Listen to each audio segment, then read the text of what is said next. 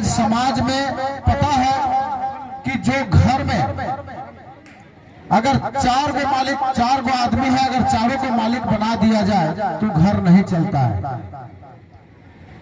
उसी तरह हमारा समाज में 2 शब्द बोलने का अगर उसको ज्ञान हो गया तो वो भी समाज का मालिक बनने लगा है।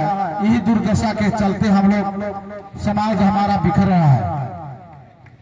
आज हम लोग सरना प्रार्थना सभा के माध्यम से बोलिए या पाढ़ा व्यवस्था के माध्यम से बोलिए या सामाजिक व्यवस्था के माध्यम से बोलिए, हम लोग किसी का बात को मानने वाला नहीं है।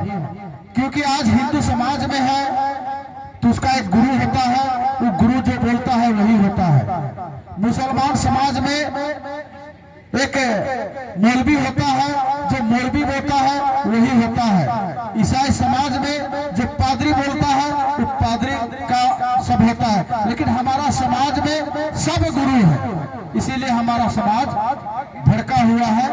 यही मतलब हमारा कहने का अर्थ है। इसीलिए जब तक हम अपने समाज में पहाड़ को नहीं मानेंगे, अपना जो मालिक है इसको नहीं मानेंगे, तो मेरा समाज कभी सुधार नहीं सकता है। पहले तो हम लोग अपना पहाड़ को इज्जत नहीं देते हैं, तो हम लोग पंडित और ब्राह्मण का क्या बात करते हैं। वो अपना समाज का पंडित को इज्जत देता है, मौलाना को इज्जत देता है, पादरी को इज्जत देता है, इसीलिए अच्छा रास्ता बताता है। लेकिन हम पहाड़ को हमेशा नीचे गिराने के कगार पर रहते हैं। इसीलिए पहाड़ अपना जैसे तैसे गांव को पूजा करके निकल जाता है, लेकिन उस पहाड़े के हाथ से हम लोग बचे हुए हैं, लेकिन पहाड़ को इज्जत करना नहीं जान रहे हैं। इसीलिए मेरा समाज आज हमको लगता है ग्रस्त पर जा रहा है। मैं इसी चंद शब्दों के साथ में अपने बातों को अंत करता हूँ। बहुत बहुत